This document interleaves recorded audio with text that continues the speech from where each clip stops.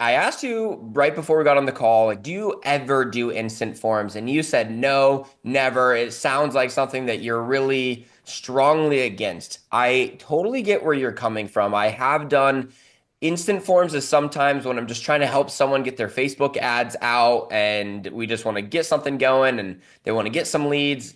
I'm not totally opposed to instant forms because it can get some good leads, but I do understand that the one of the biggest quality slash quantity control dials that you can change is whether you're sending to an instant form or collecting the lead on your website. So tell me about a little bit more about your philosophy on instant forms and what your general page looks like that you're sending to.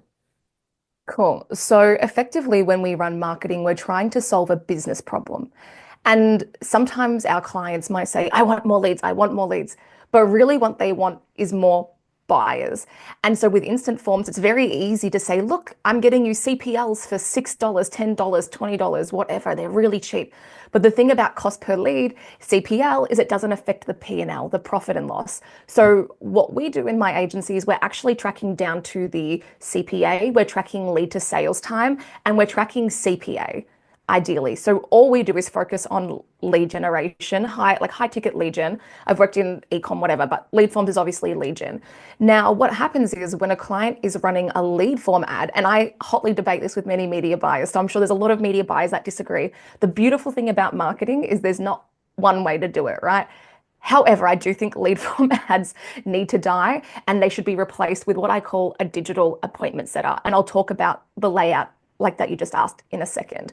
But effectively, what we see with these lead form ads is other clients, they come to us from other agencies and they're running these lead form ads. The leads suck, they're no shows, they're wasting clients' time. Yes, you as a marketer are ticking the box and getting leads, but you're not actually solving the problem for a business. And that's why someone's coming to you so that they can actually make money.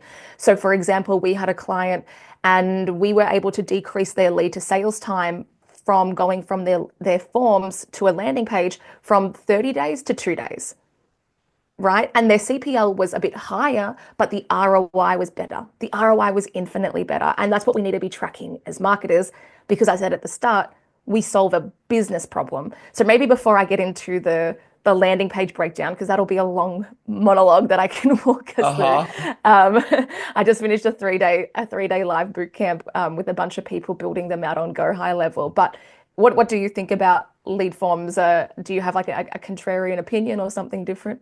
Yeah, I think over time too that they might have kind of gotten worse. That you're always going to get such great cost per lead, and like you were saying, cost per acquisition is all that matters. And the other part of it is when you have 100 leads to sift through, now you're paying an employee or doing this yourself. You have all this extra follow up where you're like, yeah, I've sent them 5 texts, right? So like, there's also the extra follow up costs with those, getting these high quantity of leads. I think sometimes I vouched for, especially if the business is a little bit newer and they don't have a ton of landing page experience and they're just like really wanting to get someone on the phone and kind of catering to their impatience in a way. I've said, all right, let's just get the instant form out. We'll make them go through a few questions first. We'll make them give you not just their name and email, but also their phone number so that they're a little bit more interested and make them jump through a few more hoops on the instant form. And that can get some good people. But what you said too about instead of like a 30-day process going down to a 2-day process can help. A lot of times, like as the agency, the client just like wants to see like where are my leads, right? So you kind of want to get them results quicker. But I do understand that if you already know exactly how to build the funnel and you can build one that's simple enough where you're not maybe sending them to their website, which is probably what you're really vouching for here, is we're not just saying, all right, let me just use your working website and I'll send them there because there's just too many spots that they can get lost and go to the About Us page or all of these different links that they can click on rather than just become a lead can be distracting. But yeah, you're making a funnel that is just a two-step process. Is that right? Yeah, somewhat. Pretty much. It's like a very, not a crazy funnel. And I will say the caveat to lead forms, when I do ever run them, it's been twice. And it's for very big clients when I'm working, like when we're working with a marketing director or a marketing manager, and they're getting pressure from their C-suite to flood the gates with leads. And they're like, let's just turn on lead form ads. And we tell them, well, they're going to be shit and your sales team's going to complain. Every single time, that's exactly what happens. And then they're like, okay, switch them off. The sales team's complaining about the quality of leads. And it's like, yes, they suck. They're a waste of time. Like, just figure out how to scale a good campaign. And so, what we do instead, and I'll also just say, like, it sounds like there's maybe like a lot of media buyers, a lot of like freelancers, people that are looking to go into full-time entrepreneurship or business owners or agencies. And so I've been running my agency for, this is my fourth year now. And over time, all we've done is just consistently try to evolve our offer to eat the complexity of our clients, right? And you get paid in direct proportion to the problem that you solve. So if what you do is just get cheap leads, like you don't really stand out. That's kind of what everyone does. So you have to think about what business problem can you solve for your target market and how can you help them. So effectively, when it comes to these landing pages, what we do is we think about them like a digital appointment setter. And so I'll go through some of the core sections that we have on there. But the other thing is with your funnel and the landing page being part of it, right? A funnel is not optional. It's just every single touch point that someone's going to have post click. So the ads are important. We do video ads, we edit them all up, we do ad creative, whatever. But what happens after the click, that whole experience, which is why my agency is called Persuasion Experience and not like funnel experience. It's like, how do we actually convert that traffic into a qualified lead who shows up, who's educated, who's excited to speak with them? So, the number one thing that we create on our landing pages is the offer, right? Because on our landing page, there has to be something for someone to take up. Now, even going back to these instant forms, if you're getting a bunch of leads, I bet the show up rates are really low or the contactable rates are really low. Why? Because there's not an exciting enough offer where somebody puts value to you. No one's attached value to talking to you. So what happens is when you can't contact anybody or you're getting no-shows, you haven't built enough excitement, enough anticipation, enough value. So when we're doing our offers, either for Facebook ads or Google ads or any ad platform or any traffic source, they can be in one of two categories. It's either a consultation offer or it's a ready now offer. That's basically the two types you can do. And this comes down to the different stages of awareness. And if anyone's read Breakthrough Advertising, I'm talking about the levels of awareness. They can be problem aware, they can be solution aware, and they can be product aware. There's five, but that's usually the ones we look at. Problem aware is, I have a cough. Why do I have a cough? How do I fix it? Solution aware is, okay, I'm looking at all of the different ways to solve this cough. I know I have a flu now, and I'm looking at cough tablets versus I'm looking at cough medicine versus I'm looking at going to the doctor. Product aware then is where I've gone, okay, I'm going to get cough syrup and I'm examining brand A, brand B, brand C.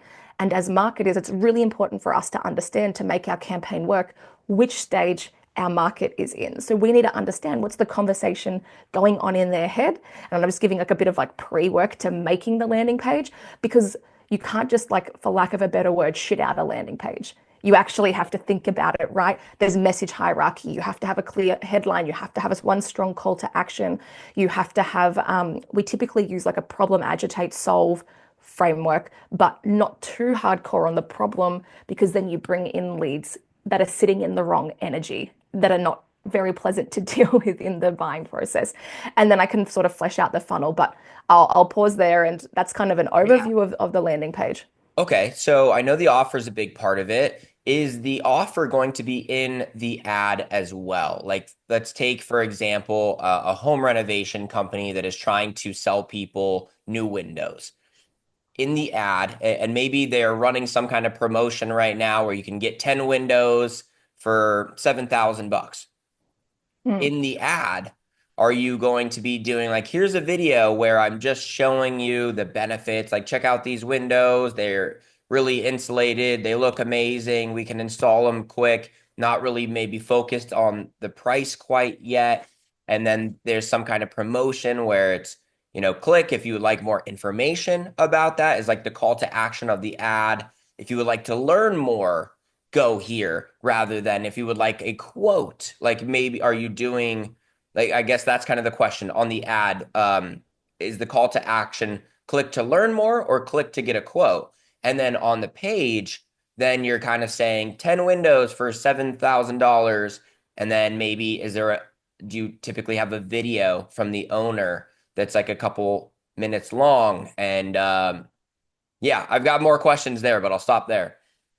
Cool. There's a few there. So effectively, when it comes to the ad level, if we're more focusing on Facebook ads, it has to mirror what's in the landing page, right? So home renovations, home remodelers, I've worked in that market before.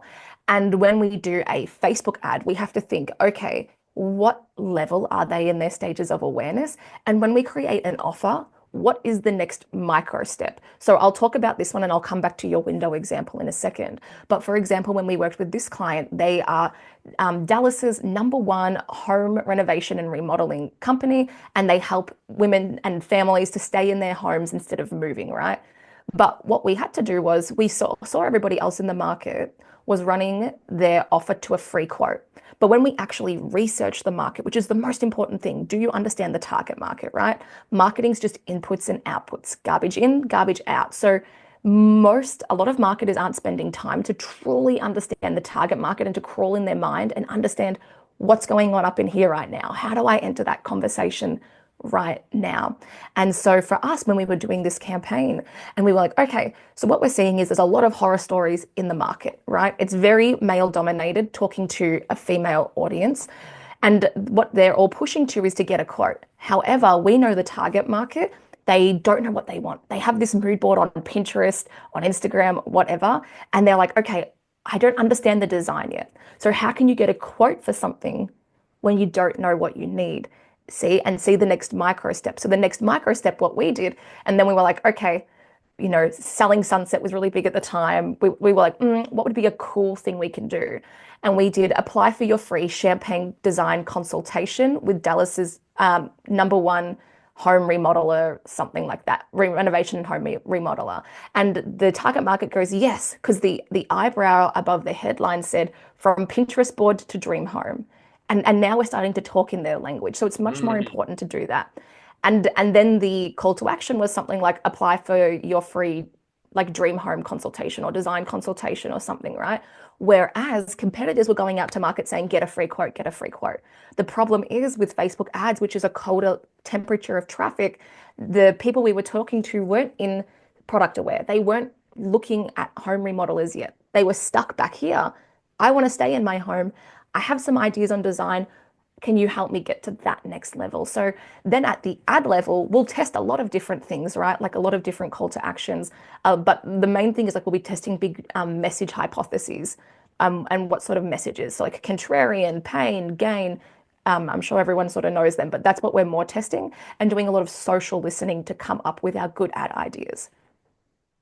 Awesome, awesome. So I really like that angle, and I'm guessing you tested quite a bit of them. The one I'm talking about is the Pinterest board to dream home, and then that would match up with the landing page where would you have the client then film a video that matches up with that message where you're saying, hey, we want to take your ideas and bring them to life, book a call with us, and we will talk about some of the capabilities. We'll come out to your house and show you what's possible for you. And they're really not like saying free quote, free quote. They're just more talking about like it's more of a design pitch at that point. Mm. Well, that's kind of what the landing page does. I can show you the landing page. I don't know if it's worth it, how many people are on Yeah. audio versus like Yeah. visually looking at it, but I can just share the page now and we can talk about it. So here's the example, right? And this is the above the fold. So I'll start breaking down um, this the parts of the landing page. So at the top is what we call the eyebrow. From Pinterest board to dream home. Apply for your champagne design consultation with Dallas's top remodeling and additions firm. Then here we have what we call these like buyer decision questions. Like what are these things at the time? What are on their mind? So On time and on budget guarantee. I said earlier, there's a lot of horror stories in this market, right? So we've got to have this in here. Every home design is unique and on trend. That's important to them. And design to construction. We look after everything. So again, going back to this, marketing is just inputs and outputs, right? The way that we make these pages is that we do really, really good research. And there's a couple of ways that you can get these right inputs because our job of this page, it's a digital appointment setter. It's meant to speak the language of the target market, not the jargon of your client. Nobody cares about them, right? What we need to be able to do on this page is show that we understand where they are. So do we correctly understand their problem and that we understand where they want to go? Then we can position the client as the vehicle to go from A to B. That's our jobs as marketers, not trying to like just shove down the throat. So then we have the thing. Now with this page, this is one of our ones with a longer lead. The lead is the first panel on the page. So we've got the uncomfortable truth about remodels and home additions. Dear fellow homeowner, you're here right now because you want to remodel, redesign, or maybe even totally reimagine your home. You have a vision, blah, blah, blah. So we're starting to show that we understand them, right? But you're rightly wary of hiring the wrong firm or contractor to go on this remodeling journey. You've heard the stories about projects going over on time, blowing their budgets. Anyway, so this entry lead goes through problem, agitate, solve. If you ever use like Microsoft Clarity or any of those platforms that record clicks and record scroll depth, you'll know that most people get like 30% of people might get to here. So this is why we do these longer leads on Facebook ads campaigns where we'll go, hey, we understand your problem. We know where you want to go. Here's our solution. Book a call if this is something of interest of you. And then for those who go down further, the page will be more fleshed out. Again, like our digital salesperson, starting to think about what objections might they have. How can we show them that we are for them? Awesome stuff.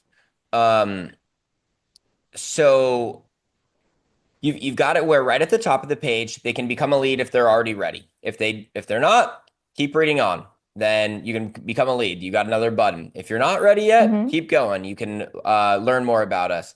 You don't have a video on here, but I'm not fully surprised to not see it because I know that that is a pain in the butt as soon as you're like, hey, client, I need you to make this video. And then maybe you have to switch your marketing angles and everything. Is part of the reason why you don't have a video here because you want to have control of the messaging where you can just change the text at any point and you can split test landing pages a lot easier. And or is it also because it just kind of distracts the client too much to have them watch something that long? It can be great to have a video, and especially like this client has a beautiful Instagram, right? And they're Uh-huh. really, really good on video, etc. But when we are launching a campaign initially, we want to keep it minimum viable. So before you invest resources, time and money and energy into a video, typically what we would do is see what's resonating first. Then, especially if it's a brand new Facebook ads campaign, get feedback from what they're hearing on those calls, because then we can drop that language into the video script. Now, for this campaign, we just never needed to do a video. Like it was inundated with great quality leads, but there's plenty of times that we will use a video. The caveat to that is that video can be damaging, right? Because just like ticking the box and having the video on the page is not the goal. It's meant to be a persuasive video that's actually good. So if the founder or the person that you're going to put on camera, like, is fidgety or like doesn't read with conviction or the script isn't right, then that can actually be damaging instead of helpful to the campaign. So typically what we might do is set our control. So this would be our control and then put the video on and see how the video impacts the conversions. And if it increases conversions and the quality of conversions, then the video would get a spot on the page. After they become a lead, is there a bit more to the nurturing process before they get on a phone call? Yep, there is. Do you want me to show you? Yeah. I need to do this Cool. more often with my interviews. Just share the screen. Yeah, you'll all Excellent. have to just deal with my shitty internet, Australian internet, maybe not the worst in the world. It'll load one day. Cool. So again, with the funnel, it's not optional, right? It's just every single touch point that someone's going to have. And so when we're going through this funnel, cool. So we have the traffic. We got to understand the temperature of traffic. What is that? I'm going to show you this overarchingly, and then I'm going to dive into each different section. Then we have the landing page, our digital appointment setup. The most important thing on that is the offer. What happens then is they'll click to a multi-step application. We typically do like a claim or apply or something like that, right? Not like a chat with sales and talk to somebody with commission breath that's going to try and sell you. Like the offer has to have value, but nothing crazy. Just like, here's what you're going to get out of this call because we're looking for in-market leads. Then once they fill in this multi-step form, they're either qualified or they're disqualified. If they're qualified, they'll move to a calendar page. And then if they book in, they'll go to a thank you page. And I'm going to break these down. Then we have our different automations and flows, right? So with our funnel, at every point, there's a decision diamond. Okay, yes or no? What do they do? If yes, if no, and we want to make sure that we're making the most of every lead. So what we'll have is a flow for if they fill in the form, but don't book in the calendar, right? And the salesperson will get a notification to call them as well. If they book in the calendar before the moment they have the call, we'll have our pre-swayed flow. So for example, for my agency, that's where I'll use FAQs. I've shot like a bunch of short videos to watch FAQs to make sure that like for the sales team that they're qualified and they understand these like common objections. We'll send them to the YouTube channel because our YouTube is what brings in the most qualified leads. So if they're coming from a Facebook ads funnel, I want them to consume YouTube to mirror the quality of a YouTube lead as much as possible.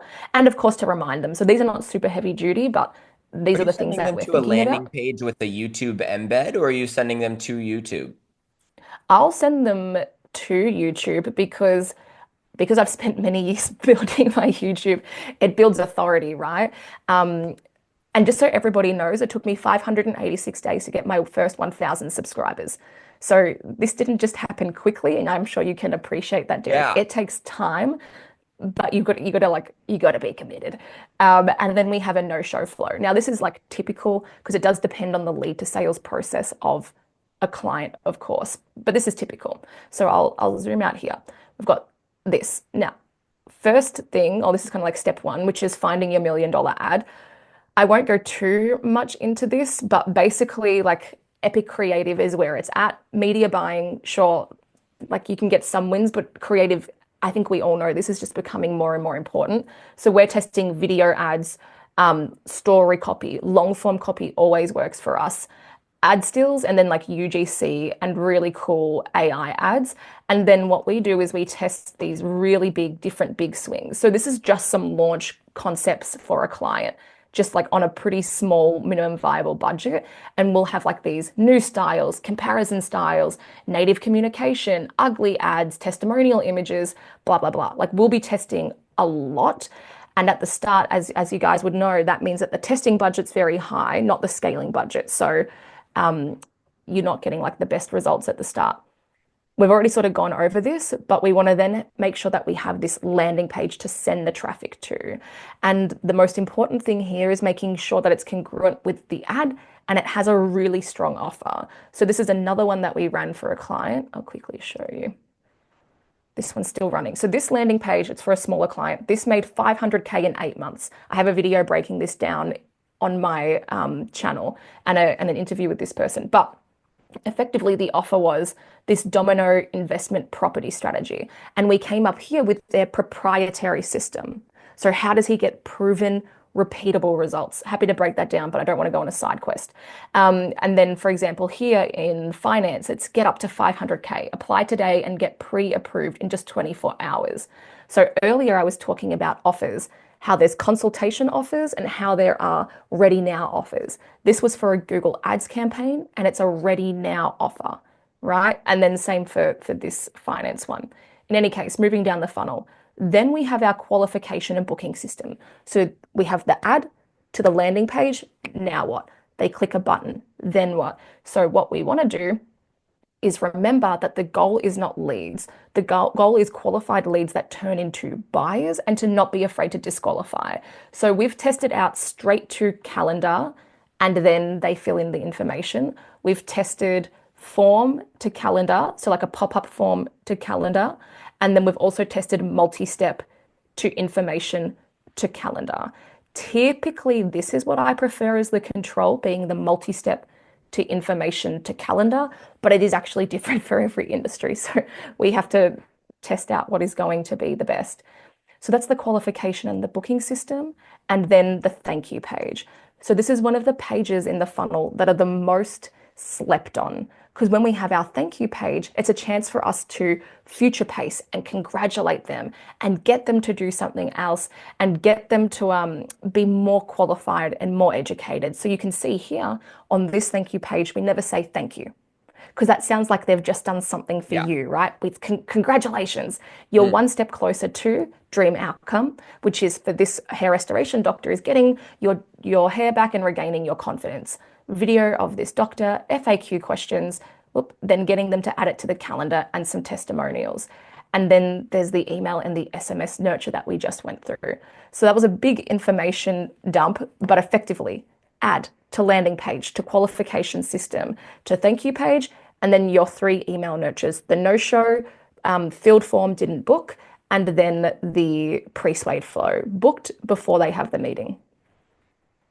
Awesome, awesome, awesome stuff. So, let me ask you as an agency too, because this is obviously a lot of setup. Be like you probably, do a few team meetings and really dial in all of this messaging, and it's quite the build out before you get ads going for a client. I bet when they see something like this, though, that they're super into like, all right, I want to work with you. Yes, this makes a lot of sense. Like I think this pitch right here, you just showing them all of this. It also makes them like, okay, never mind. I'm not going to do this myself.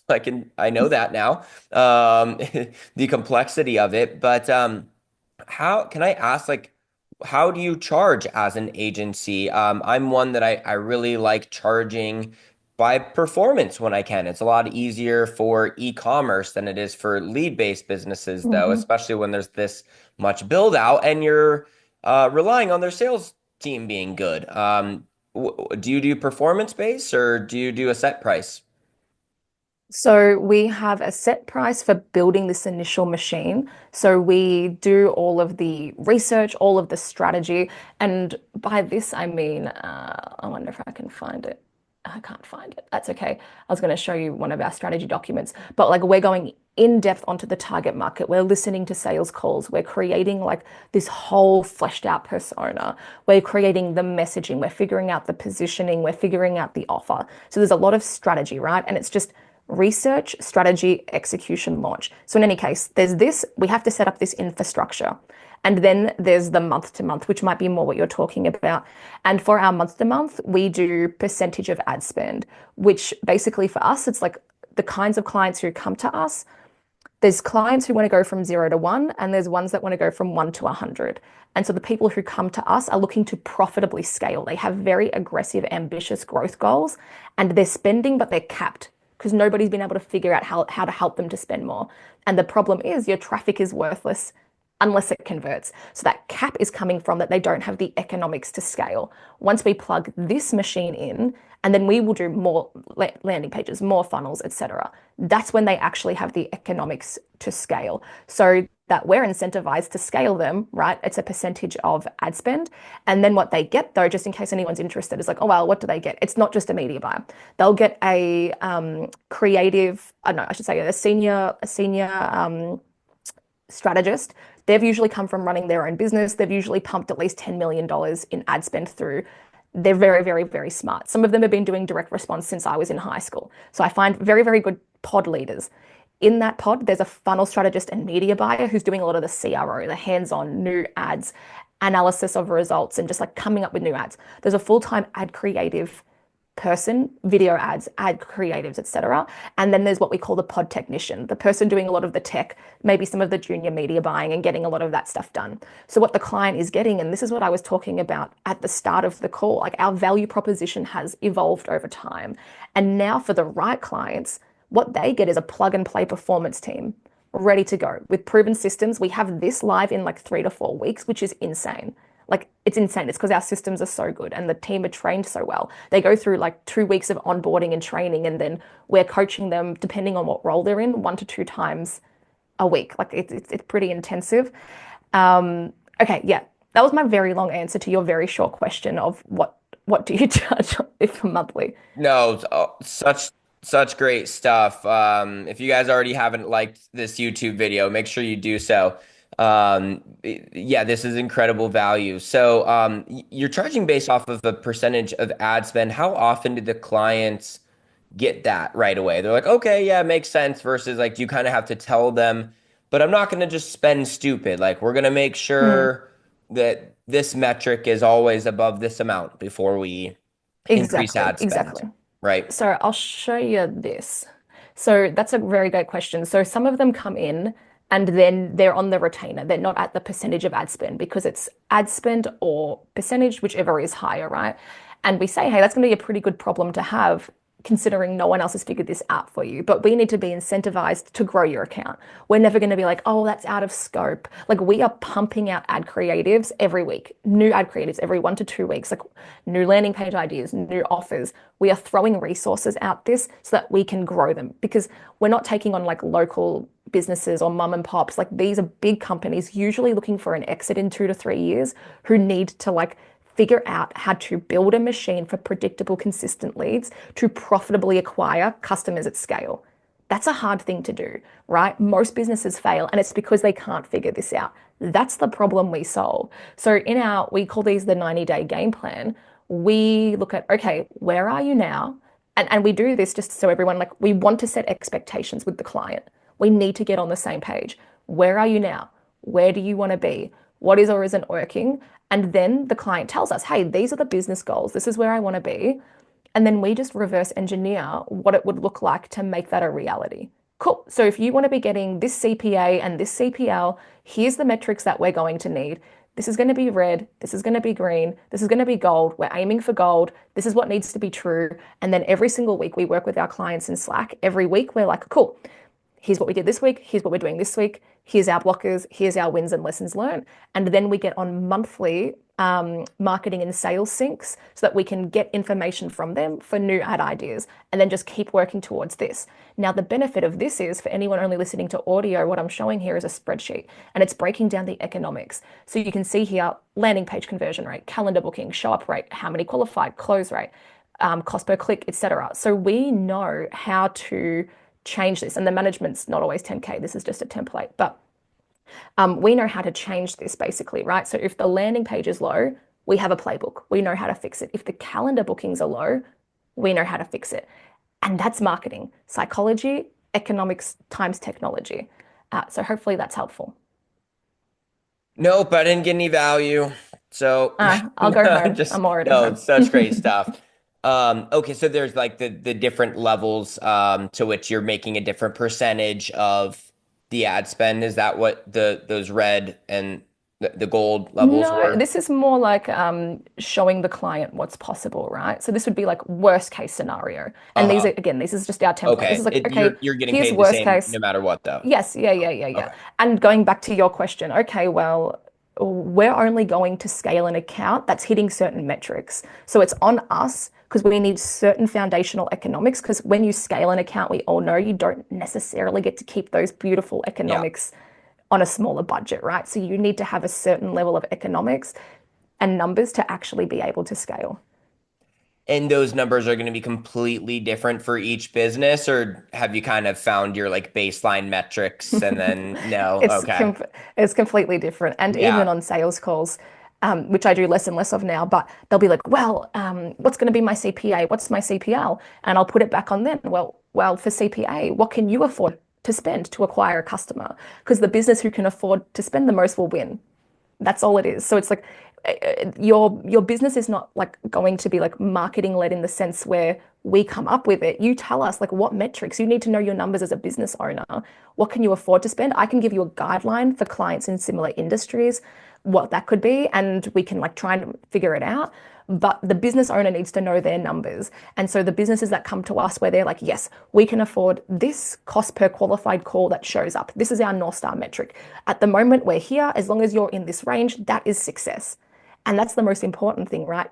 Or one of the many most important things, getting on the same page as the client of what is success. And then us as the agency reverse engineering the plan to hit the goalpost. And now the client can't change the goalpost. Sometimes that happens because of business objectives change or whatever, but we're going to create a whole 90-day plan that's agile if it needs to change. But yeah, I know a lot of people here. I've worked with 1,000 clients easy. And it's very frustrating when you're not on the same page for expectations. Prevention's better than cure. Just get on the same page for expectations. And one other thing is, so we don't offer any guarantees, right? I just think like you can't guarantee marketing, Yeah. and all of the agencies that do have guarantees in their T's and C's and the fine print, no one can ever claim them. And so even in the sales process, I might have someone say like, well, do you guarantee results? Would you trust me if I did? You've just said that you've come from another agency that's burnt you, that had a guarantee. However, in business, one party has to assume more of the risk. So we have no lock-in contracts. And we put a lot of resources in the Hmm. first like 90 days, 6 months, right? Like a lot upfront. Because for me, I'm not looking to out earn the churn. I'm looking to grow an actual business. And the way that you do that is to keep clients and then to get more clients on top of that. Retention of your clients is key. So I think a lot of agencies are stuck in this churn and burn model where they're just like constantly on this hamster wheel. But if you have a really good fulfillment in the back end and you have a really good communication, and when it comes to agencies, it's just results and relationships. If you can get those two R's right and truly look after your client, and then you're just adding new clients on top of that, that's how you'll have like a very successful agency. I'm with you on that. I don't do the minimum contract as part of my guarantee that like, you can fire us at any time basically, or at the Yeah, we start prove of ourselves. any month. Mm, So that's a way to do it. But I think those guarantees, they worked a couple of years ago and they probably worked extremely well until you work with one of those agencies that does not honor the guarantee, which happened to me. They're like, if we don't get you this many sales, we will refund you. And then I'm like, yeah, you didn't do it. And then they're mm, like, yeah, well, you didn't do this, so we're gonna ghost you now and never refund mhm, you. So it's common that people have had those stories. And yeah, there is a bit of it's just not even understanding the process. Like if it's gonna work, or not going to work in e-commerce, it's because yeah, your product just isn't going to work. Like if you put mhm. together the right ads and you didn't set it up terribly and it really doesn't sell, it's so much more the product than anything else. So when people ask me that, I say I can guarantee you that I'm going to put your product in front of the perfect customer at the perfect Mhm. time. And if sales are going to happen, they're going to happen. But if they don't want to buy it, there's absolutely nothing I can do. So like Exactly. that's my extent of my promise. I say that marketing is a magnifying glass, right? And if you have a ship business and a ship product, you're going to know about that very quickly. Especially like you can have really good marketing, and if your back end's bad, there's been plenty of businesses like that, but you don't last long, right? So I say to my like leads or clients, well, are you the best at what you do? Is there a large enough total addressable market for us to find them on ads? And obviously, we can do viability checks and audits to check that as well. But really, it's like marketing is not a life raft. It's not going to save you. It's rocket fuel, right? And so if you come to me with a shitty business that's struggling and I come and pour rocket fuel on it, it's a dumpster fire. That's all Mm. that's happening here. But if you have like a rocket and you're just truly capped because you can't figure out how to make those ads go to the next level, and we come and put the rocket fuel in the machine that's running low on fuel, it will take off. And so I think a lot of the times, like in-house marketers or agencies, one, a lot of agencies just aren't very good. We all know that. There's like 54,000 of them in the States, and a lot of them are doing it for like passive income or something bizarre. And this is like the most non-passive income business I Yeah. can basic. Yeah. Like I'm up at 5 a.m. on a podcast. It's like it's not passive, it's active. And you got to love it. But a lot of agencies like maybe don't know how to like manage client expectations. And I think it's something that just comes with time, like it has for me. And I think the sooner that you can do that and just be like push back on clients and know how to say no, right? Because even in our proposal, we say, we're not your waitress, we're your strategist. If you want to come and work with us and tell us what to do, we're not the agency for you. If you knew what to do, you wouldn't be coming to us to solve this problem. So we want to listen to you because you're the subject matter expert. But even for us, because we work in a lot of the similar niches, what we find is the clients have this curse of knowledge, right? And all they want to do is just talk about their product. And we have to be like, no, No one cares. This is what we're going to talk about. And Yeah. we can show you this from the research and the data. Yeah, it only takes one customer experience before you throw something in your contract that's like, you are not allowed to turn off the ads or mess with the ads, like once Hmm. you hand over the Hmm. keys. Because yeah, that is annoying. If you log on, I've had a client, they were like, yeah, I wanted to turn it off, so I deleted the campaign. And I'm like, oh my gosh, you know how much work you just Mm. took away. Like I'm like, no, it's this toggle button, and you still don't press that. You text me and I'll do it right away. You don't like delete because you didn't like the sound of one of the captions. So Yeah. it really is like expectations is always what uh, customer problems are going to be around. So luckily it is in your control, but sometimes you gotta have that problem come up before you know to set the expectation for the next one. Last question. It seems like Facebook ads is like what was part of that funnel that you showed us. Is that always where you are starting with pretty much every client is Facebook and Instagram ads? And then once that system's working, you say, all right, do you want us to add the Google ads or the TikTok or the other traffic sources? It really depends on the client. Typically, a client will come in one of two camps. One, they haven't started ads yet, but they're a successful business. Like you need to be doing minimum 1 million, but even then, we're looking for 3 to 5 million plus.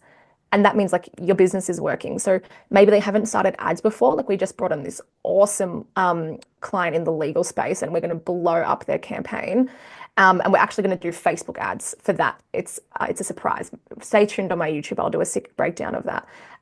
But there's also some clients who come to us maybe in like the B2B lending niche where we would do Google ads first. Because that, even though it's really competitive, while there's a lot of competitors, it's not necessarily competitive, and we know we can make that work first if they're only going to do one channel. In a dream situation, they're doing both channels because it's a sphere of influence, etc. Anyway, this is meant to be a last quick question. Or they're coming to us with something already kind of working, and we're taking it to the next level, at which point we're being guided by the data, and they're usually giving us one or both ad channels to take over.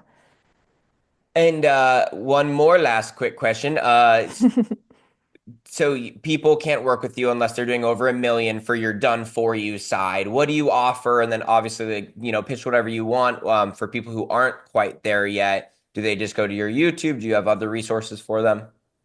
Yeah, so we do give like everything upfront and away for free. Like I'm here for it. I'm happy to help any other agency owner. I'm very passionate about landing pages and funnels.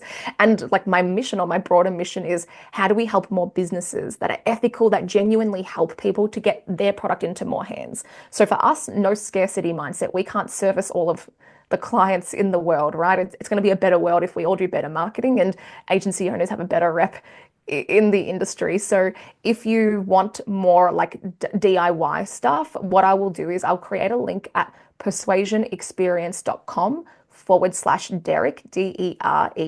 That's your name. And they can go there. And what I will have in there, I know that's your name. And what I will have in there is like a bunch of our like resources. So like research templates. I'll give you 3 of our top performing landing page templates totally for free. The caveat to that is they'll be built on Go High Level for you. So they're all built plug and play. I just went through a huge 3-day free workshop teaching other like agency owners and freelancers and stuff how to build these. It was epic. So there'll be all of that in there, a bunch of our like offer templates, all of this information. You'll actually also get the recording of that 3-day bootcamp. Effectively, what will be in the back end for you, it'll show you everything that we've been talking about today. The disclaimer is I'm an affiliate of Go High Level, so if you buy something, I get a small commission at no extra cost to you. That's my legal thing I have to say. But in any case, if you want free shit, you're already using Go High Level, or you want to try it out, we moved our whole agency onto Go High Level. Unbounce, they did it. I was done because their pricing went insane because Mm, they wanted to pay you for like you had to pay for like visitors and stuff. mm. Whereas Go High Level, we can have like we've got rid of a bunch of our tech stack. We have all of our automations, all of our snapshots, all of our like dashboards, all of like our invoicing, like everything now in one central hub.